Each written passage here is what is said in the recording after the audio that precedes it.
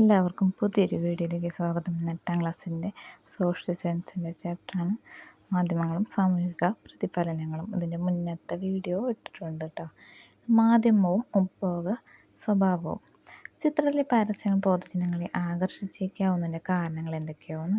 ചിത്രങ്ങളുണ്ട കുറേ ഓഫേഴ്സ് കാര്യങ്ങളൊക്കെ ഉണ്ടല്ലേ, അതൊക്കെ ജനങ്ങളെ കൂടുതൽ അട്രാക്റ്റീവ് ചെയ്യുന്ന കളേഴ്സ് അവർ യൂസ് ചെയ്യും.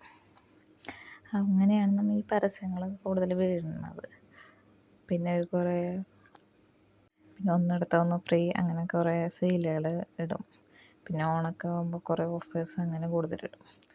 ഭക്ഷ്യവസ്തുക്കളുടെയും പരസ്യങ്ങളുടെയും പാചക പരിപാടികളുടെയും കലവറയാണ് മാധ്യമങ്ങൾ.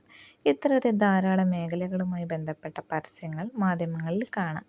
ഇവയിൽ പരസ്യം നൽകുന്നതിലൂടെയും തൊഴിലവസരങ്ങൾ അറിയിക്കുന്നതിലൂടെയും ഉപഭോക്തൃത്വം വർദ്ധിപ്പിക്കുന്നതിലൂടെയും ആഗോള സമ്പദ് വ്യവസ്ഥയുടെ വളർച്ചയ്ക്ക് മാധ്യമങ്ങൾ ആക്കം കൂട്ടുന്നു.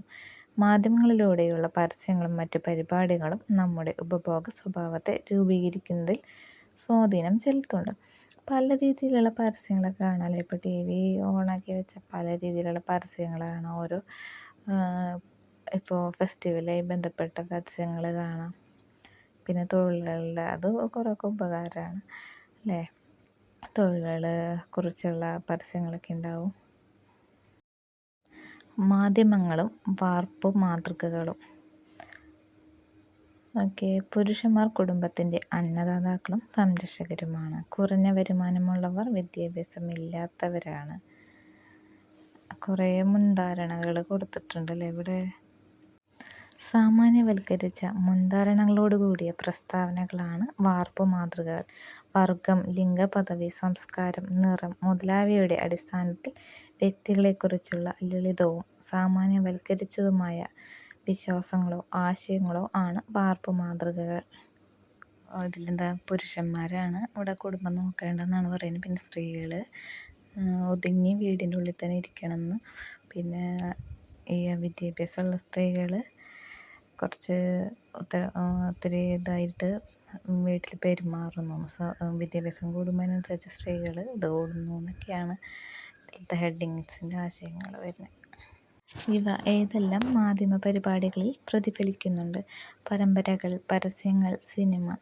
വിവിധ രൂപത്തിലുള്ള മാധ്യമങ്ങളായ ചലച്ചിത്രം, വാർത്തകൾ, സാമൂഹിക മാധ്യമങ്ങൾ എന്നിവ സാമൂഹിക മനോഭാവങ്ങളെ രൂപീകരിക്കുകയും പ്രതിഫലിപ്പിക്കുകയും ചെയ്യുന്നു. മാധ്യമങ്ങൾ പൊതുജനങ്ങളുടെ കാഴ്ചപ്പാടിനെ സ്വാധീനിക്കുകയും സാമൂഹിക വഴക്കങ്ങൾ ബലപ്പെടുത്തുകയും ചെയ്യുന്നു. ഇതിലൂടെ വാർപ്പ് മാതൃകകളെ രൂപീകരിക്കുന്നതിലും നിലനിർത്തുന്നതിലും ഇവ പ്രധാന പങ്ക് വഹിക്കുന്നു. മാധ്യമവും സാമൂഹിക ഇടപെടലും. കുറച്ച് തലക്കെട്ടുകൾ കൊടുത്തിട്ടുണ്ടല്ലേ. മഴ തുടരുന്നു, ജലനിരപ്പ് ഉയരുന്നതിൽ കേരളം ജാഗ്രതയിൽ. മലിനീകരണവും കാലാവസ്ഥാ വ്യതിയാനവും ചെറുക്കാനുള്ള അടിയന്തര നടപടിക്ക് UNO. സാമ്പത്തിക മാന്ദ്യങ്ങൾക്കും പ്രതിസന്ധികൾക്കുമിടയിൽ ആഗോള ദാരിദ്ര്യ നിരക്ക് ഉയരുന്നു. അപ്പോൾ ഒരു ഹാഷ്ടാഗ് കൊടുത്തിട്ട് നമ്മുടെ ഗ്രാമത്തെ സംരക്ഷിക്കുക. ഹാഷ്ടാഗ് കൊടുത്തിട്ടുണ്ട് സുസ്ഥിര ഭാവി, സാമൂഹിക നീതിക്കായി, വിവേചനത്തിനെതിരെ.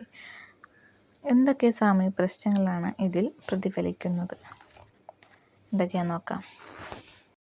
വിവിധ സാമൂഹിക പ്രശ്നങ്ങൾ പൊതുജനങ്ങൾക്കിടയിൽ എത്തിക്കുകയും അവ പരിഹരിക്കുന്നതിനുള്ള നടപടികൾ വിവിധ തലങ്ങളിലൂടെ വേഗത്തിലാക്കുന്നതും മാധ്യമങ്ങൾ ഇടപെടുന്നുണ്ടെന്ന് ഇതിലൂടെ കാണാവുന്നതാണ്. ശരിയാണ്, ഒരു പ്രശ്നം വന്നു കഴിഞ്ഞാൽ അത് മാധ്യമങ്ങൾ ഏറ്റെടുത്ത് തന്നെ വേഗം അതിന് നടപടി ഉണ്ടാവും. എന്നാലേ പൊതുജനങ്ങളുടെ ശ്രദ്ധയിൽപ്പെടുള്ളൂ, അധികാരികളുടെയും ശ്രദ്ധയിൽപ്പെടുള്ളൂ. അത് മാധ്യമങ്ങളും സാങ്കേതിക വിദ്യയും. പരസ്യ മാതൃക പൊളിച്ചെഴുതി സർക്കാർ. ഇതൊരു പരസ്യമാണ് കൊടുത്തിട്ടുള്ളത് കേട്ടോ. അതിൻ്റെ വാർത്ത കൊടുത്തിട്ടുള്ളതാണ്.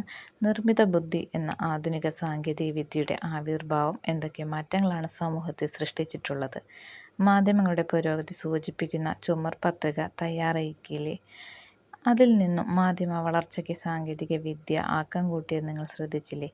സാങ്കേതിക വിദ്യയും മാധ്യമങ്ങളും പരസ്പര ബന്ധിതമാണ്. സാങ്കേതിക രംഗത്തെ മുന്നേറ്റങ്ങൾ പുതിയ മാധ്യമ രൂപങ്ങൾ ഉണ്ടാക്കുന്നതിന് കാരണമായി. ഈ രംഗത്തെ വികസനം സാമൂഹിക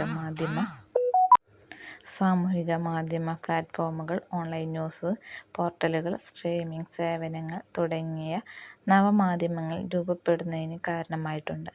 ഇത് വിവരവിനിമയ രംഗത്തെ നിർമ്മാണം, വിതരണം, ഉപഭോഗം എന്നിവയിൽ വലിയ മാറ്റങ്ങൾക്ക് കാരണമായി.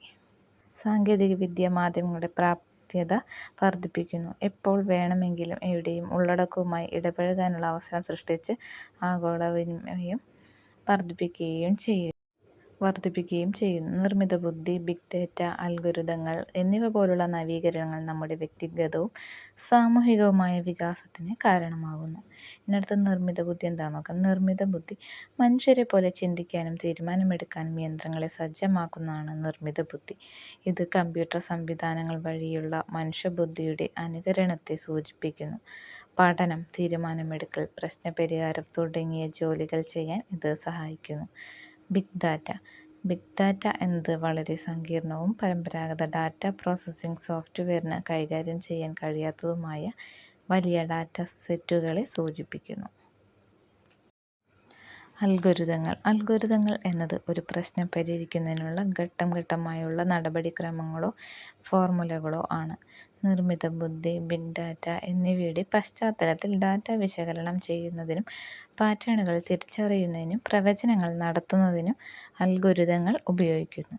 ഉദാഹരണത്തിന് സെർച്ച് എഞ്ചിനുകൾ, മെഷീൻ ലേണിംഗ് മോഡലുകൾ എന്നിവയെല്ലാം പ്രവർത്തനത്തിന് അൽഗോരിതങ്ങളെ ആശ്രയിക്കുന്നു. അടുത്തത് ഡിജിറ്റൽ മര്യാദകൾ.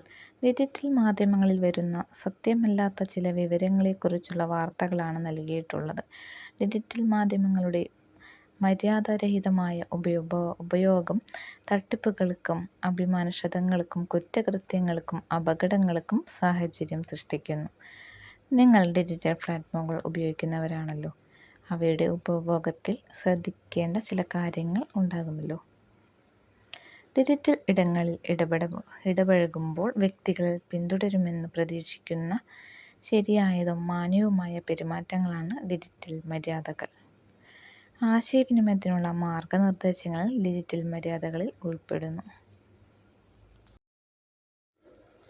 മറ്റുള്ളവരുടെ സ്വകാര്യത മാനിക്കുക, നിന്ദ്യമായ ഭാഷ ഒഴിവാക്കുക, ഡിജിറ്റൽ ഇടങ്ങളിലെ സന്ദേശങ്ങളെക്കുറിച്ച് ജാഗ്രത പുലർത്തുക, പോസ്റ്റുകൾ പങ്കുവയ്ക്കുന്നതിൽ ശ്രദ്ധ പുലർത്തുക.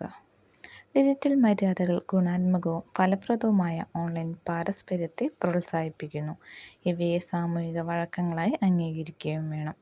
ഡിജിറ്റൽ മര്യാദകൾ പരിശീലിക്കുന്നതിലൂടെ നമുക്ക് എന്തെല്ലാം ഗുണങ്ങൾ ലഭ്യമാകുന്നു? മാന്യമായ ആശയവിനിമയം സാധ്യമാകുന്നു.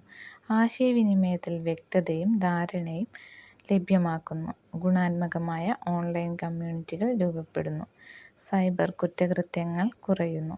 സുരക്ഷിതമായ ഡിജിറ്റൽ ഇടങ്ങളിലേക്ക് സമൂഹത്തെ നയിക്കുന്നു. ഡിജിറ്റൽ സാക്ഷരതയെ പിന്തുണയ്ക്കുന്നു. മാധ്യമ സാക്ഷരതയും ഡിജിറ്റൽ സാക്ഷരതയും. വിവിധ മാധ്യമ രൂപങ്ങളിലൂടെ ലഭിക്കുന്ന സന്ദേശങ്ങളെ പ്രാപ്യമാക്കാനും വിശകലനം ചെയ്യാനും വിലയിരുത്താനും സൃഷ്ടിക്കാനും ആശയവിനിമയം നടത്താനുമുള്ള കഴിവാണ് മാധ്യമ സാക്ഷരത. മാധ്യമ ഉള്ളടക്കം എങ്ങനെ നിർമ്മിക്കുന്നുവെന്നും അത് നമ്മുടെ ധാരണകളെ എങ്ങനെ രൂപപ്പെടുത്തുന്നുവെന്നും സന്ദേശങ്ങളെ വിമർശനാത്മകമായി എങ്ങനെ വ്യാഖ്യാനിക്കണം എന്നതും ഇതിൽ ഉൾപ്പെടുന്നു. ഡിജിറ്റൽ ഇടങ്ങളിൽ വിവരങ്ങൾ കണ്ടെത്തുന്നതിനും വിലയിരുത്തുന്നതിനും വിനിമയം ചെയ്യുന്നതിനും ഡിജിറ്റൽ ഉപകരണങ്ങളും സാങ്കേതിക വിദ്യകളും ഫലപ്രദമായി ഉപയോഗിക്കുന്നതിനുള്ള കഴിവാണ് ഡിജിറ്റൽ സാക്ഷരത. അടിസ്ഥാന കമ്പ്യൂട്ടർ പരിജ്ഞാനം, ഇൻ്റർനെറ്റ് എങ്ങനെ ഉപയോഗിക്കണമെന്ന് മനസ്സിലാക്കൽ, ഡിജിറ്റൽ പ്ലാറ്റ്ഫോമുകളുടെ ഗതി നിയന്ത്രണം ചെയ്യൽ, ഓൺലൈൻ ഉള്ളടക്കം വിമർശനാത്മകമായി വിലയിരുത്തൽ, സൈബർ അവബോധം തുടങ്ങിയ നൈപുണികൾ ഇതിൽ ഉൾപ്പെടുന്നു. നമ്മുടെ ആശയവിനിമയത്തിലും വിവരലഭ്യതയിലും ലോകത്തെ മനസ്സിലാക്കുന്ന രീതിയിലുമെല്ലാം മാധ്യമങ്ങളുടെ സ്വാധീനം കാണാം. വ്യക്തികൾക്കും സമൂഹത്തിനും ഇടയിലുള്ള പാരസ്പര്യത്തിൻ്റെ നിർണായക ഘടകമാണ് മാധ്യമങ്ങൾ. പൊതുജനാഭിപ്രായ രൂപീകരണം, സാമൂഹിക പെരുമാറ്റ രൂപീകരണം, സാമൂഹിക വഴക്കങ്ങളുടെ രൂപപ്പെടുത്തൽ എന്നിവയിൽ മാധ്യമങ്ങളുടെ സ്വാധീനം കാണാൻ കഴിയും. സാങ്കേതിക വിദ്യയുടെ പുരോഗതിക്കനുസരിച്ച് പ്രത്യേകിച്ച് നിർമ്മിത ബുദ്ധിയുടെ ആവിർഭാവത്തോടെ മാധ്യമങ്ങളുടെ വളർച്ചയിൽ പുരോഗതിയുണ്ടാവുകയും അവ സാമൂഹിക മാറ്റത്തിൻ്റെ പ്രതിഫലനമാവുകയും ചെയ്യുന്നു.